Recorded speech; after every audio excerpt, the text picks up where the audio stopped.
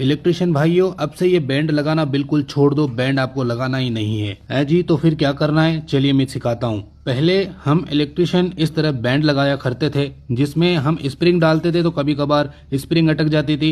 ज्यादा वायर डालने के दौरान वायर के अंदर पानी या ऑयल लगाना पड़ता था, फिर वायर जाता था। तो इस प्रॉब्लम का समाधान क्या है, इससे पार्टी का नुकसान भी बचेगा और इलेक्ट्रिशियन का मेहनत भी बचेगी। तो क्या करना है देखिए, इस बैंड की जगह हम क्या लगाएंगे सोचिए पहले। चलिए बताता हूँ आपको क्या करना है। ये जो जंक्शन है, इस जंक्शन को लेना है और बड़े से एक लंबे पाइप को लेना है और इसके अंदर जंक्शन लगा देना है। अगर यदि जंक्शन लगा रहे हो यहाँ पर, ठीक है, तो यहाँ पे जंक्शन फिट करके इस तरह प्रेशर मारिए पाइप को और इस तरह से जहां पे आप स्विच बोर्ड लगा रहे उस हिसाब से लगाइए, तो ऑटोमेटिक ये शेप ले लेगा गोलाई का। तो उस गोलाई पे चिन्ह मार्क कर दीजिए। चिन्ह मार्क करने के बाद ग्राइंडर मशीन की सहायता लेकर के आप इस तरीके से जहां पे आपने चिन्ह मार्क किया वहां पे आपको इस तरह से कटाई कर देनी है, जैसे कि आप देख सकते हैं। तो इस तरह से कटाई करने के बाद फिर आप देखिएगा,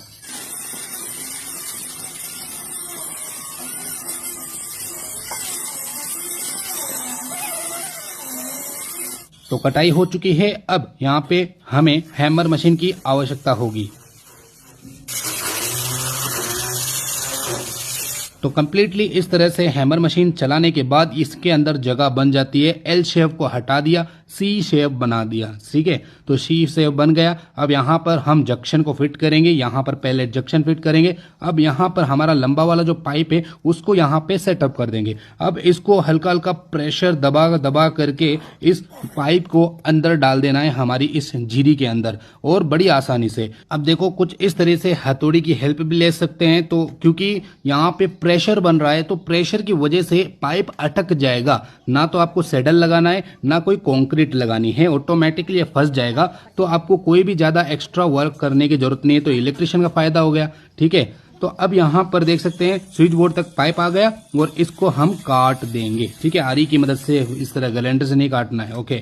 तो यहाँ पर अब बोर्ड फिट हो गया, तो हमें पाइप को फंसाने की जरूरत नहीं है। देखो दीवार के अंदर बढ़िया तरीके से फिट हो गया। तो चलिए इसके बेनिफिट्स के बारे में जानते हैं। तो देख सकते हैं कुछ इस तरह की गोलाई हो गई। तो गोलाई से यहाँ पे बैंड की आवश्यकता खत्म हो गई और पार्टी का जो बैंड लाने का खर्चा है वो भी बच गया। और जब हम वायरिंग खींचेंगे तो आसानी से फिसलती फिसलती वायरिंग नीचे आ जाएगी, कोई फंसेगा नहीं बैंड में जिस तरह फंसता है, ठीक है। तो इलेक्ट्रिशियन की जो एनर्जी वो भी बचेगी और पार्टी की वायरिंग भी काफी ज्यादा बचेगी। कोई भी आपको सैडल लगाने की या पत्थर लगाने की जरूरत नहीं है।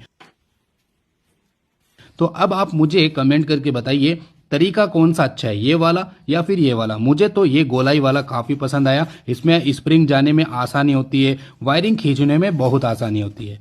पार्टी का भी फायदा, इलेक्ट्रिशियन का भी फायदा। हमसे जुड़े रहें।